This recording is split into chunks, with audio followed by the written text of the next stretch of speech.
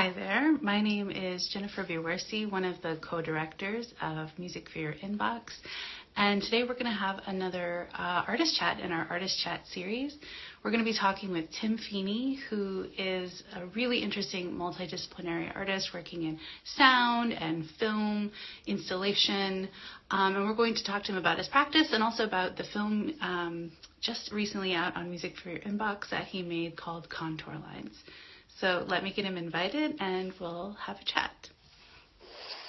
Hey, Tim. Got to adjust higher. Hang on here. Let's adjust. Enjoy my forehead, everybody out there. And pick up. Great. I'm still audible by backing up. Right. Okay, yeah. Great.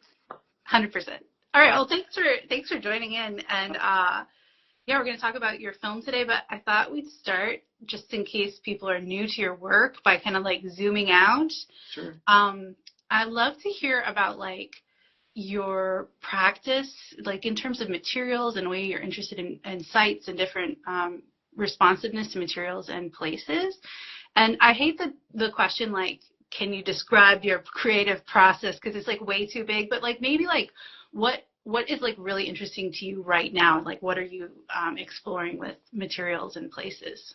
Well, I mean, I think the sorts of things I've been engaging with, like this set of films, is, obviously I think that is in the forefront right now too. I mean, and this is a little bit of a unique and an extreme case that I had a chance to go away from home somewhere spectacular that was already like really resonant for a lot of reasons before I got to traipse all over its countryside, scraping rocks together. But I mean, starting 20 years ago, I've been an improvising musician, like interesting in figuring out the capabilities and properties of whatever is sitting in front of me, and if I scrape this thing, will I be able to fit it into the drone that you're playing at the same time, sort of spontaneously.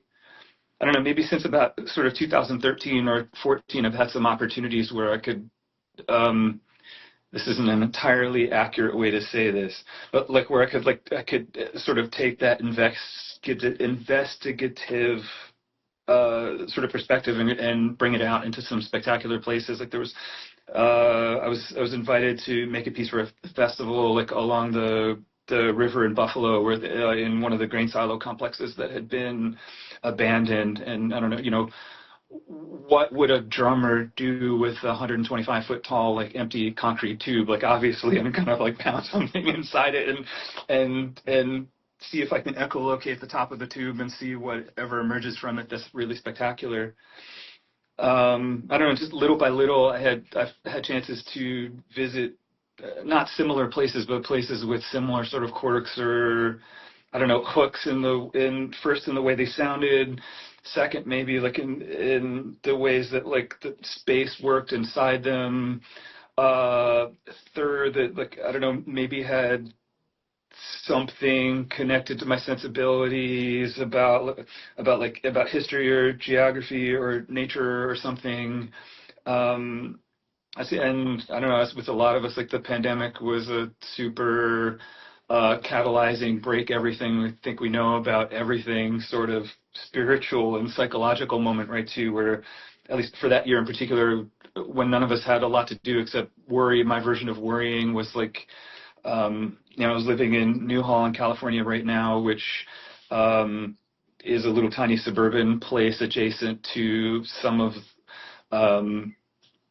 really stark sort of hiking and mountainous opportunities too. So I spent a lot of time for about a year up some dusty hills with power lines and whatnot, like watching ravens and figuring out what this would mean next. And I don't know, getting to hang out in such a place, to take some time seeing and hearing and being in those sorts of surroundings, that seems to have like sort of kick-started something where over like the last 5 years, maybe a lot of the opportunities I've been chasing have been, what's happening in this location, what's resonant about the happening in this location with its history, again, or its acoustics or geography.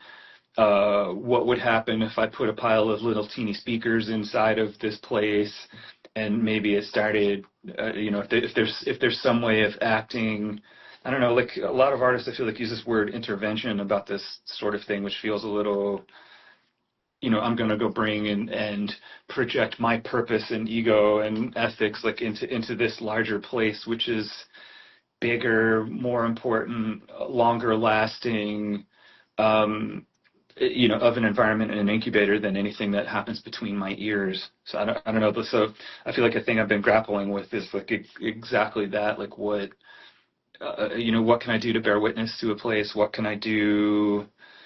What's necessary of my own imagination and personality to add within that environment to make a point I'm trying to bring across. Yeah, and it all turns out to be shaky ground once you start poking at it and thinking about it. In some cases, quite literally. But yeah, well, you're this big, large-scale project that you're kind of working on that the Contour Lines film is kind of a small part of. So I was wondering, maybe just like to set the stage for everyone, can you maybe describe? Let's just start with describing. Could you describe the film, like just and super basic, like who's in it, what happens, what are we looking at, kind of thing. Sorry, the music for your inbox iteration, the bigger version. Yeah. Okay, so this is a 20-minute intervention on the side of a limestone cliff, which is part of a mountain called Malachmore, in Ireland, in a place called the Burren in County Clare, Ireland, which is special. There are only a couple of places in the world where you can see and feel and experience and stand in a place like this, where for the most part the surface looks like the moon. It's basically like a limestone mountain / plateau that was first formed about 300 million years ago off of like millions of generations of sea creatures dying and decaying. Into a thing that became under pressure over all of that time, like a limestone hilltop. And it's eroded off in such a way that you're standing, sitting, walking around, climbing up. It looks like the moon. It's wild. It's light gray. It's eroded. It cracks in these wonderfully bizarre straight line patterns that look almost like that they were paved by a person somehow. And the mountains there erode in this super wild spiral pattern that ends up looking from the side or above in the drone shot, sort of like the pictures that the ecology board would post there. It looks like these mountains look like cinnamon rolls or something, right? There's a plateau that sits there that you can climb up on top and then spirals around, and there's another 30 or 40 feet above you that spirals, et cetera, et cetera, et cetera. So the attraction first is like who would not want to hang out in this kind of place? But I'm also an introvert and scared of my own shadow, and I like being alone in places that are quiet when I can think about things like, oh, wouldn't this be spectacular? And there's an arts college in the Burren in a town called Newtown Castle, the Burren College of Art, that has foreign artist residencies, and I was lucky to pull one down where I had the chance to visit this place for a month. And so Malachmore is first one of the geologic places I was able to visit. And in most cases, like you stand in front of rock, you're just overwhelmed, right? Like this place is obviously bigger, slower, longer, heavier, deeper. Pick your adjective or wait, sorry, er. Yeah, no, those are adjectives, I think, right? This is way deeper than any like single person's experience, right? And then the first metaphors people start throwing around have to do with geologic time, right? That we are as mayflies. Like this place was carved out of the earth like over just an immeasurable span of time, which is a nice reminder of human presence, of human responsibility if you're oriented that way. Like, I don't know, I feel like I'm wired this way. Like when I'm reminded of things like this that like put my smallness in perspective, for some reason it helped me care about them more so. That like I'm not for this month thinking about my prosaic, I have responsibilities to my job. I hope school is doing okay. My car broke down, right? Like all of the normal things that we have to deal with. It turns out that this geologic like time scale perspective also, like everything that people engage, is an illusion, right? Like a reason this place looks and feels and sounds like it does is because 20,000 years ago, give or take, a glacier sort of scraped across it and denuded it of all of its topsoil, So here's rock from 300 million years ago that is exposed in a direct way 20,000 years ago. Well, that's the case, and it's also a lie too, because left to its own devices, it will accumulate soil and it'll grow this like really thick, intense monoculture of like hazel forest that covers all of this over. That ends up being cut down by the first like Bronze Age like human settlements like 3,000 years ago. So it turns out in a strange way like the conditions that allow people to live there are the reasons why the stuff that would grow there on their own devices are stripped away. What does that mean? Does that mean the people there have overfarmed it? Is this an example of an ecological disaster? Like, oh, whoa, this is really thick and complicated. So if I understand the history as best I do at this moment, so because of this interaction with farming and global warming climate change event, which caused this place to be flooded, sort of the exposed landscape that you're looking at turns out to be really recent. Limestone erodes under acid rain conditions. This place is changing, slower than, now this is complicated. Maybe a person can't observe that directly immediately, but it is possible to track change within a human lifetime. Like something that you think is permanent turns out not to be the case at all. Something that from a textbook is impermanent but seems permanent to you actually turns out to be changing faster than you thought. Oh God, my mind is melting. I'll talk your ear off forever about these sort of things before I even get to the point where, like, I guess I have to go scrape a rock over here. Yeah. Well, it's really cool to hear how deeply you dived into these sites, because there's like a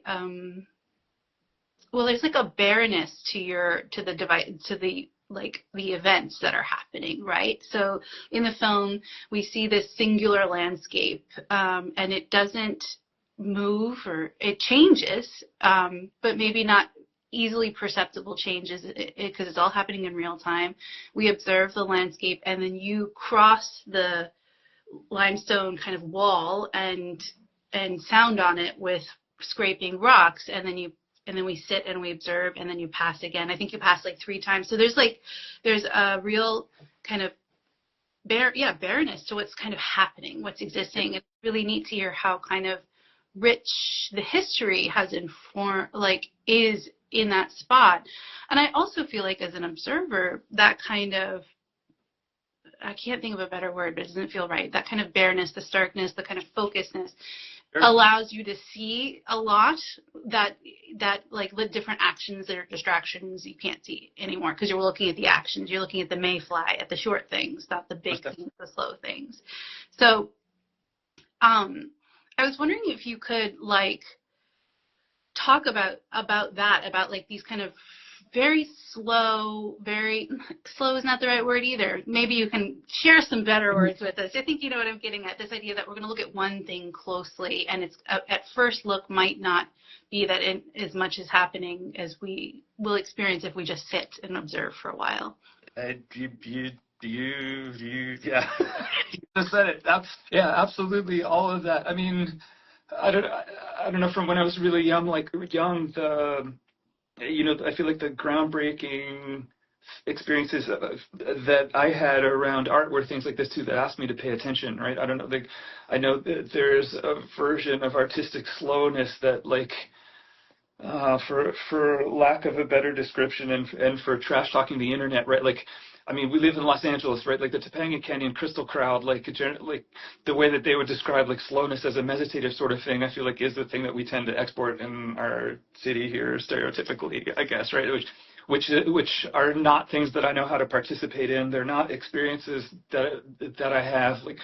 The groundbreaking things have been when I've been able to sit and concentrate and focus, such that this wealth of detail and energy and possibility ends up being audible, visual, or it can be heard, it can be seen, it can be experienced. And so in one sense, I don't know, slowness for that too maybe describes the amount of time that's necessary to take in order to settle in order to be able to perceive these sorts of things in a lot of detail. I don't know, but it doesn't feel slow to me on the inside of it too. It is very much like keeping track with great awareness of things that may be happening at paces that are different from the one that I experience as a regular everyday. I have a hamster wheel in my brain and it's spinning like this all of the bloody time sort of experience, right? Like, I mean, so you're right. So there's a rate of speed within this film, for example, where you can tell that, like, you know, the skies are changing. Like, eventually, like, a cloud sort of settles over the landscape and goes away, and then comes back in over time. There's an unpredictable rate at which, like, the wind sort of blows things away. Right when I'm visible into the camera, I get dive bombed by a couple of magpies, which are very much in, like, faster than human time. Right, like I feel like I need enough space to be able to experience those things in turn when I can, and therefore the pace of the thing we need to sit with is what it is in this case. It is a locked off shot that sits monotonously if your perspective is edits or moving or needing someone to show you the thing that is important in detail at any given moment. Yeah. Well, and I wanted to kind of dive into that idea of, like, this locked off singular shot in particular, because, as you know, I'm really interested in this idea of, like, landscape films, or like landscape as a real time moving still object. And you got to explore many, like, some very, very special we'll share some pictures on our Instagram so people can see all the different, like, spots, and also Tim has a bunch of them on his Instagram, so please check those out. But yeah, what is it that, maybe can you talk about your experiences with this idea of, like, maybe like a landscape video, a landscape film, or what has been drawing you? You mentioned a lot of it already, but what's been drawing to you to this kind of singular viewpoint of seeing the landscape? I don't know. I feel like the things I've been making in sound over at least the last 15 years sort of act like this anyway, too, right? Where you know, like, if a lot of my recordings, or, you know, if you came to see me in person in some of those environments, like, what I hope I'm getting across is a similar sort of environment where, okay, things are changing, but if you pay attention and stay patient, there's something happening in front of you that reveals itself to you. So, I mean, it seemed pretty natural that this might extend sort of in a visual direction, and obviously you know, like, I don't know, James Benning is a superhero to me, for example, right? Like, you know, here is someone working in a visual medium that, like, turned out to be talking about all of the exact things I had hoped to be speaking about. I don't know. I mean, I think that this is possible. Like any place under investigation, like any mindset under investigation, any medium under investigation, you know, like this environment in which I found myself has something important to tell me. I don't know, that's always seemed to me to be much more important than, like, me telling it, or anyone, anything, any place, like, what I think about it, like that. Or hopefully, if my idea of something ends up being important, like, it'll end up showing up emergently from my experiences paying attention to someone, something, somewhere. You know, that's a little convoluted, but No, it makes sense. It's like, it's less, it's like not agenda driven.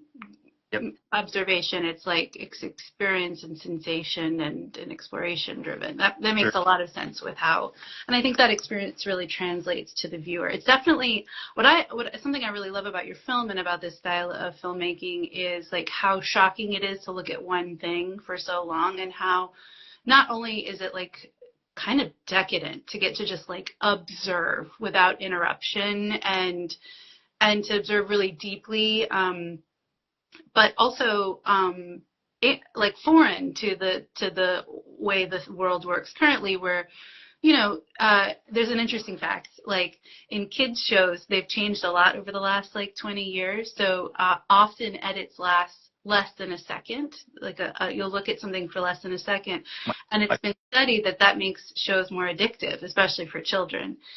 So a lot of parents these days are looking for shows that have single shots that last on average of more like 2 seconds. That's like a more healthy length of time.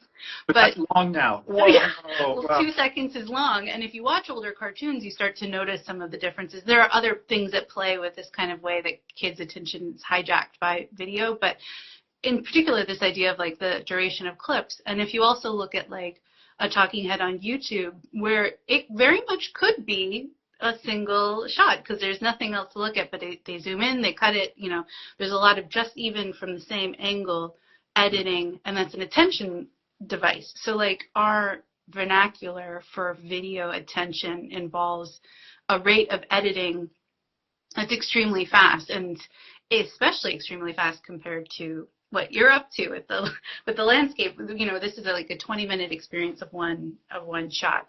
So yeah, there's something really beautifully reorienting about that, if only to be reminded that there are other ways of looking at things besides what we're inundated with. So yep. I really love that about your work. And I wanted to also take this as a chance to get nerdy about what you're doing, because it's also a really major technical accomplishment to do a durational shot. Hey, it is.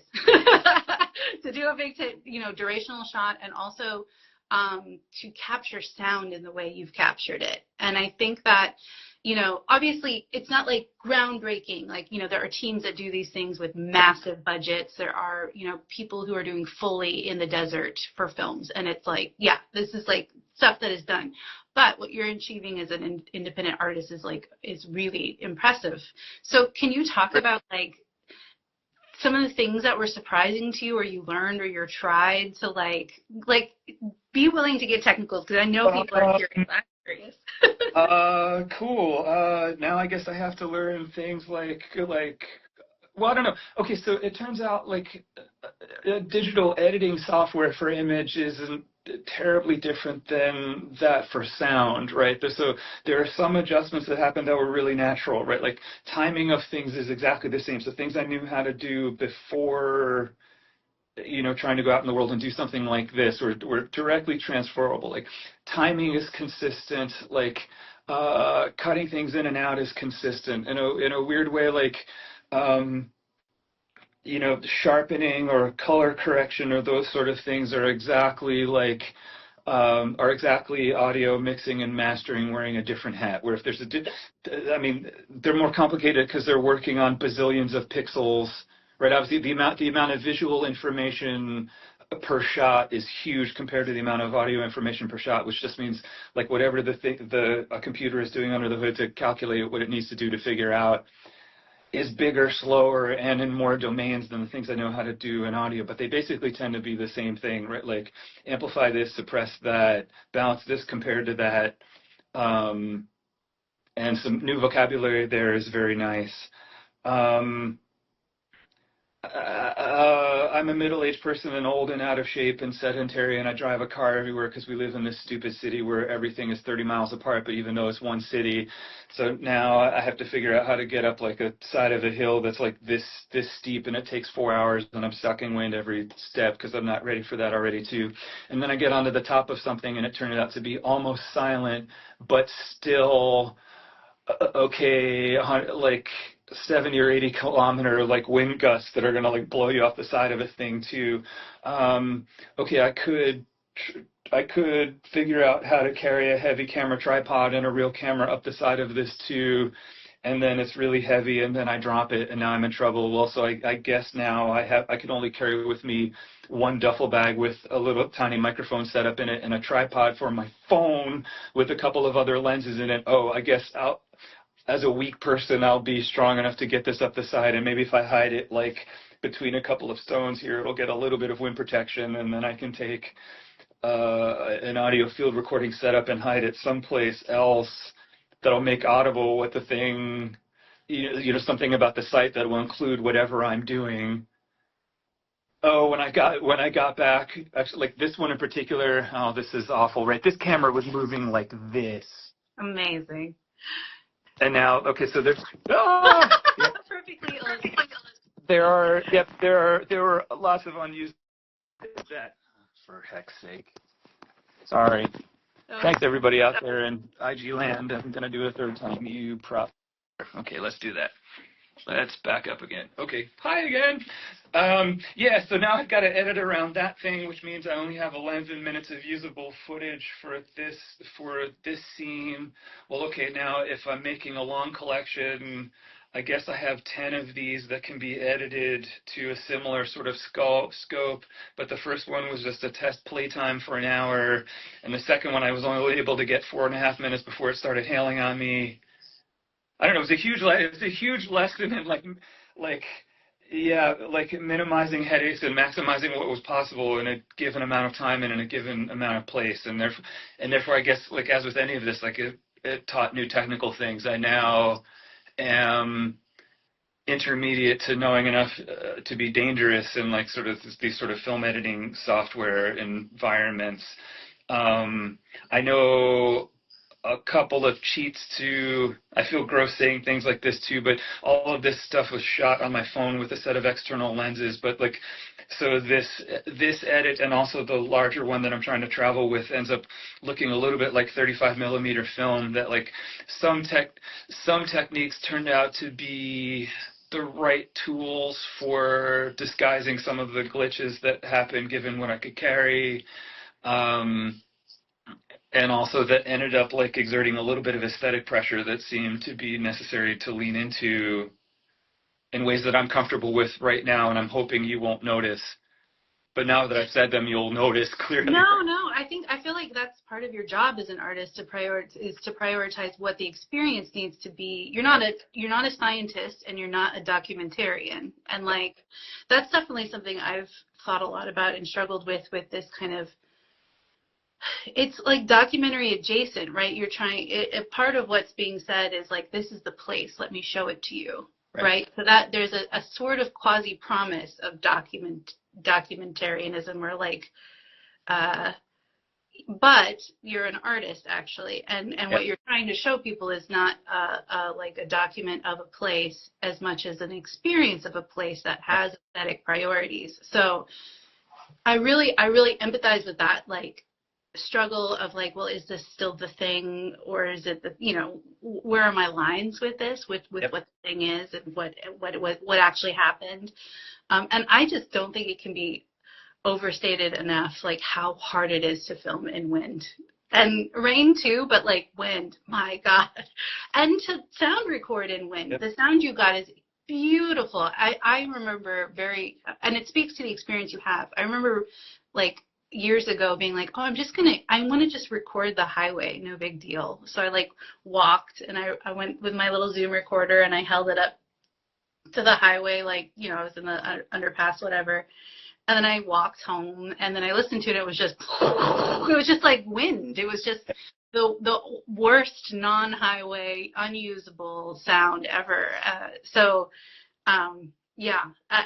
know you've learned a lot about like recording in these difficult environments, about how to shield your microphones, how to put little muffs on them, I'm imagining. I'm like, it's okay. The more you know, the less you need. The more you know, the less you need. Some things are only able to be overcome with equipment, right? Like since I've come to California, I've been lucky to be able to, like, one piece at a time over the last 7 or 8 years, like, accumulate some equipment that's helpful too. So the important gear bag additions for this trip were some relatively weatherproof microphones and a lot of wind protection. Which, like in this case, is not something that is even removing or reducing that layer. Really, only it means is that the gust that will blow me off a cliff now doesn't hit a mic capsule so intensely that it causes distortion and, the sound of me like blowing into the bottom of my phone right now or something, right? So I was able to reduce that to an extent, but still, after that, now there is also irreducible. Okay, I know these noise reduction techniques. I have these 3 tools. This seems to help this part, but now I hear an awful lot of ungodly hiss from the recorder. Okay, if I knock that down, now the magpies aren't so present anymore. Right, and I mean, as you know too, given the spectacular things that you do, right? Like all of this is an optimization walk that, in the end, hopefully yields a version of it that will not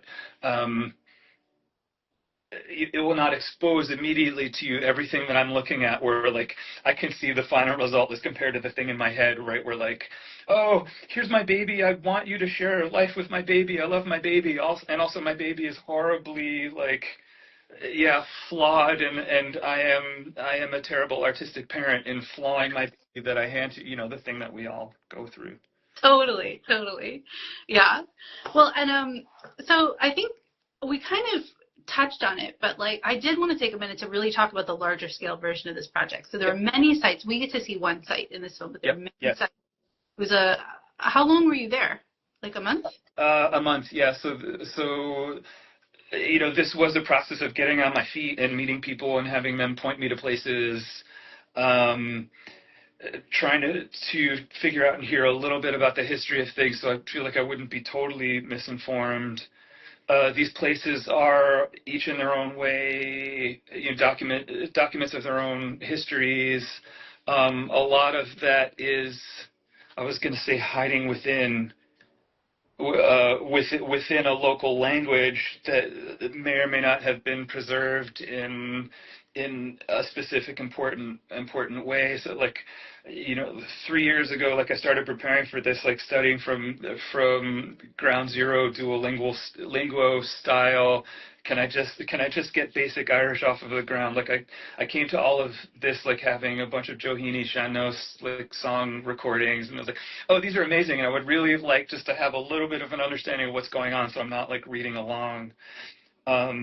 And as with a lot of things, even though like I'm a beginner and have no sense of history and culture, still like a little bit of understanding there ends up unlocking some things, right? Like the names of places. This is it's too simple to say. Like obviously the name of a place is something important about its history and what's going on around it too. So the basic thing I tried to do when I got there, when I visited a place, is get its name in English and in Irish.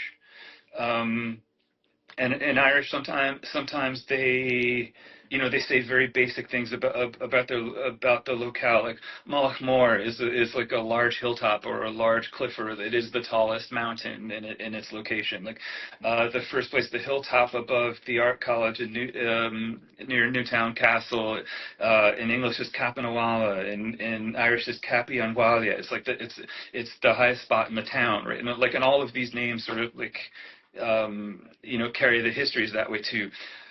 I'm a beginner with history, so I was able to visit 10, 11, or 12 of these places, and just walking freely, like you see things and hear things, and then later learn things that are engaged with something, that was like obviously way larger than me. Like parts of the landscape, they make these bowls because the limestone erodes over time and eventually it collapses. So there's a hillside now that will like fall in with an indentation the size of a football field or something.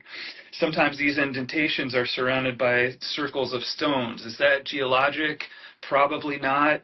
Like a geometric arrangement of stones in a circle is most likely human activity. Is this from Bronze Age activity? Maybe settlements during the past 2 millennia also tended to be built in circles. Does this place have a recorded what we think of as an anthropological history? Some of them are really well excavated. Some of them, there can be like a dolmen, or like a portal tomb, right? Like something that looks like stone sides with a stone cap on it this way. Like these things just sort of show up in the corners of farmers' fields, and if you go ask a person, yeah, well, this is over here. Like, oh, like, well, we don't know. It's just there, right? Like most of them are unrecorded. I don't know, and that got really intense in my brain. So I tried to find several different versions of these that would allow me to make a comment as a beginner and an interloper in this place who's not from the locale, who's not from the culture, who's not from the history. this is going to get real ugly when we talk about things that my parents and my grandparents told me, which is maybe the last unlockable layer about this, right? I know something very limited about this place, and I can stand there sensorially and start to get my bearings. So in my own imagination, the act of scraping a rock in a place where there's no sound at all except for wind moving through a couple of reeds that are growing in between the limestone, like that seemed to me like a way to ask a question of a place. So I started with an idea like with this too, where I'll ask questions of as many places as I can.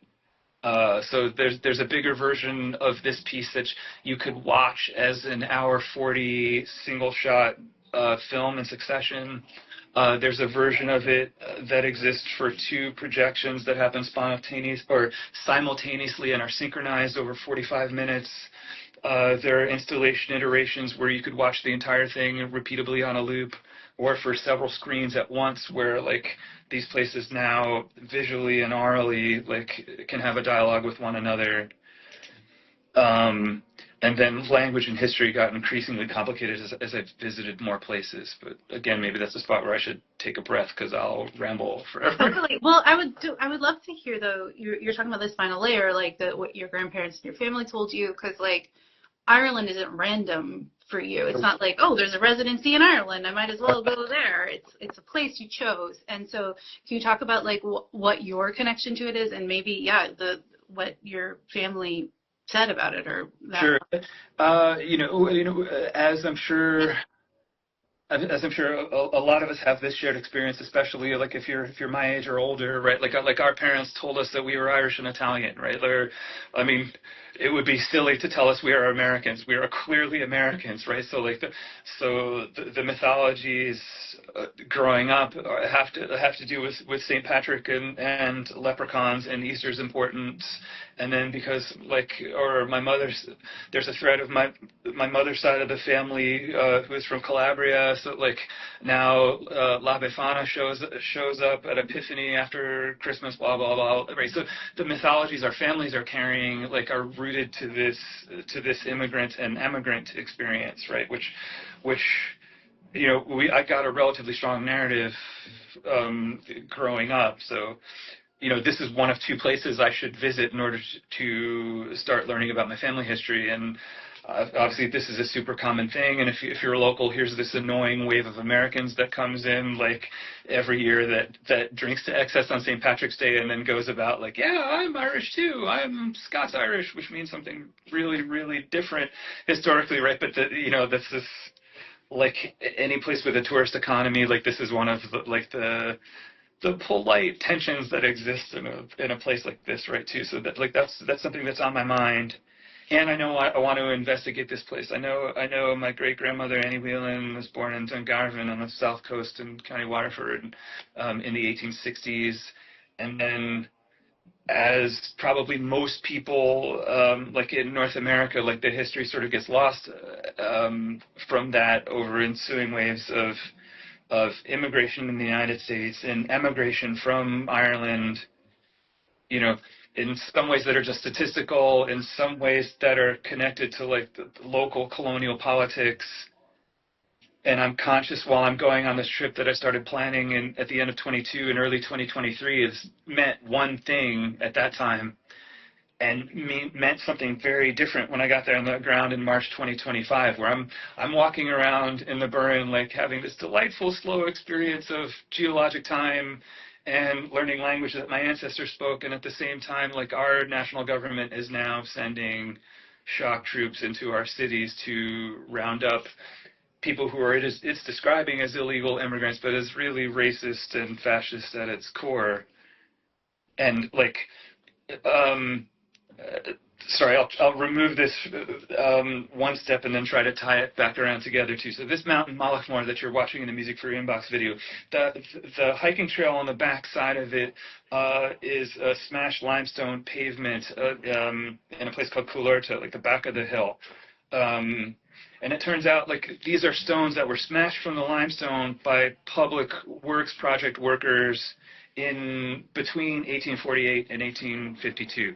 which is the thing that we describe as the Great Famine, which is the thing, and Ireland is a Horta Mar, like this is it's the Great Hunger, like this is a political and colonial response to an ecologic moment, right? That like a colonial government in this place imposed war conditions on the starving so that they could afford alms for remaining food that would keep them alive.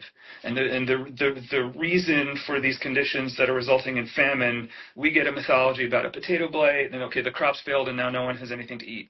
Well, why is this a food monoculture where these people who are my ancestors like are stereotypically only eating this single food because everything else is being exported into the empire?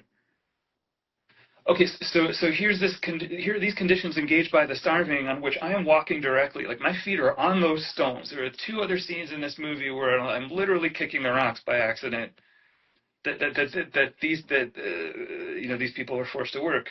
These are the mythology that like those of us as like white American middle-aged people again are told us about our cultural history. Like our families arrived in America as immigrants. Okay, we're immigrants from this place that we grew up, and we emigrated from this place to escape horrible conditions.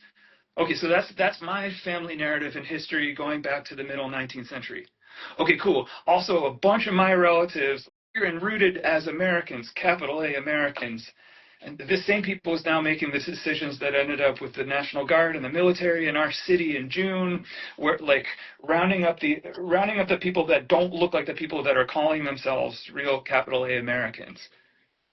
You know, we should know better than this. We've learned better than this. And the ways that signs are bilingual, but like Kapinawala, if you read it in English, like looks like a confusing collection of consonants and verbs. That's hard to speak. Okay, where I grew up in the Hudson Valley in New York, there are all like first people's names for these places that are wound up into the towns that we know like vaguely have connections to. To a native population that isn't here anymore. Okay, why are they not here anymore? Because we like eliminated them, or we forced another body of people to assimilate, to move on, or destroyed them. I don't know. The ways that these conditions are intertwined in our history, and the ways that they're reasserting themselves in our current like nightmare local national politics. I don't know. They're really hard to ignore, and I can't speak about them with any sense of completeness because it's giant. But as with anything, you think you're going to investigate one thing, and it turns out you're investigating something else all along. Mm-hmm. Yeah. So therefore, learning to speak the language as a beginner, like Nila Kupafakalaga Maktame Falam the Triblian Anuas. I only have a few words, but I've been studying for 3 years. Like the ability to do that seems like the only sufficient respect I could kind of pay a little bit. Mhm. Mhm. Yeah. Yeah. It definitely things you're mentioning now feel like there's a bit of a looping back to the beginning too, where you're talking about like these time scales and understanding histories as like kind of a simplified singular thing, but you realize there are all these interventions, and maybe what you're looking at now is actually, from the last several decades or whatever. So like you said, there's no like tidy way to summarize it, but it's this super richness. It's this like way of observing that invites kind of it seems like, maybe it's not, but an infinite level of depth and kind of a way of understanding a place. Right.